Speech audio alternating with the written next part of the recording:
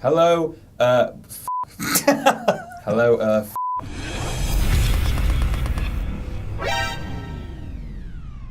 Welcome to What Culture Gaming. I'm Peter from WhatCulture.com. I'm Scott from WhatCulture.com. Or more like Scott the Where you said we're going to have a Switch review. Yep. Where is it, you piece of shit?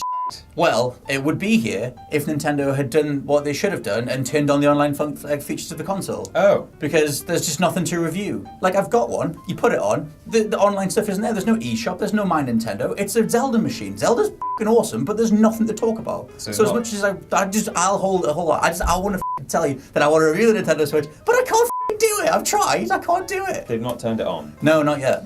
Right. Watch as we're talking this. It'll probably just be online. Potentially, yeah, right now. But so, remind me when the actual console comes out for tomorrow. For normies. Like the 3rd. Tomorrow.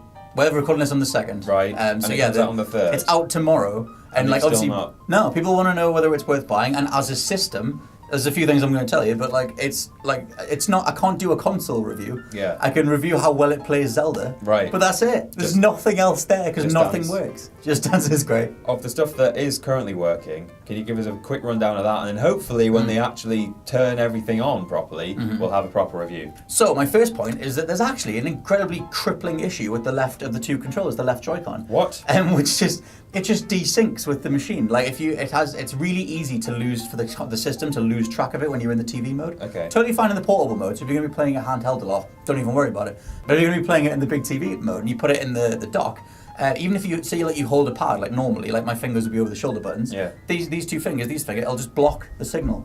And that means that either the Joy-Con will just disconnect altogether, you'll get a prompt saying reconnect the controller, or it'll take whatever the last input was and just keep doing it. Oh shit.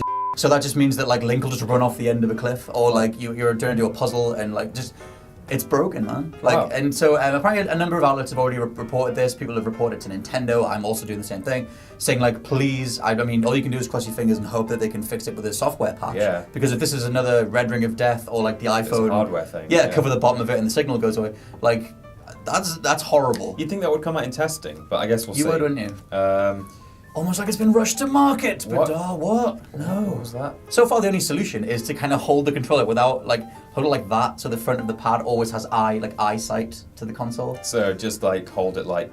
You shouldn't have to. These things are meant to be. You're meant to be sitting down, doing things comfortably as you want to do it. There shouldn't have to be a way. I had it desync where even I was leaning back on like a chair, and it mustn't be able to get through a glass of juice that I had on the table. For God's sake! A glass of like pink juice. It's not that you don't want to hate on it at all. Like it's a really cool tech. Yeah. How did this get through? Like I don't know. Again, it might even be fixed on launch. Like they might just issue a patch. I would love that to be the case because this is the only standout negative for the most part that's got in the way of my enjoyment. Okay, but so how is because obviously it's got the home console thing in the toaster, but you can also put it in your pocket. Yes. How is that working out? That stuff's great. That was my second point. That stuff is flawless. Like I mean, it renders in 900p if you've got it in the little dock, and 720 on the tablet itself. 900p. The actual functionality of it in terms of being a portable home console experience, that stuff's great. That's the biggest most recommendable thing. Okay. What else is on your Magic Card? Oh, next up I've got battery life. Because although I haven't been able to test it with a whole variety of games, all I've had access to is Zelda and Just Dance. Yep, you can get about 2.5 hours out of Zelda on a portable when you take it in the portable mode. 2.5 hours? Yeah. Didn't they advertise more than that? They advertise about 6 hours in the portable mode, but that depends on what you're playing. I think they've said 2 to 3 hours for Zelda. Right. I got about 2.5, maybe to 3 hours. It depends what section of the game you're in, how much the game's gonna have to render. There's a lot of variables with that kind of thing. Okay. Being that that's a AAA game, I guess you can expect longer life for something like Shovel Knight, but like other bigger, more intense games are gonna always drain it pretty fast. Mario maybe. I would imagine anything that's in like HD, in 3D, Mario Odyssey, like that kind of thing. I think all that stuff's gonna drain it in a few hours. And talking of which, when's Mario's not out until? Do you know off the top of your head? It's certainly not out now. Nothing's out now, right? What's out now? Zelda and Just Dance. Zelda, Just Dance, and 1-2 Switch are the three games that Zelda and 1-2 Switch they've talked about a lot. The thing is, they've actually just recently, their PR's all over the place because they've just recently gone, hey, we've got 30 more indie games that they're calling Nindies. None of them have been part of the rollout, the press conferences, all of that. Point being, though, the launch lineup for the Switch, whilst it might lack a lot in mainstream recognition games, these are phenomenal games that are available at launch. launch. Oh yeah, that's true. Things like I Am Setsuna, Shovel Knight, like I just love Shovel Knight. Yeah. Stardew Valley, like Overcooked, like a bunch of independent games which are just brilliant. Like I mean, if you want stuff to play, it's there, providing they actually turn the eShop on. Because that's the thing that I haven't done at all. Right. I mean, presumably it will be switched on day one, i.e. tomorrow. So yeah. Stop it. Please stop. I can't. But for now, we can't tell you about it because it's not on. I can just tell you, like, from using it, I mean, you can find the technical specs online. You know that the screen's whatever inches it is.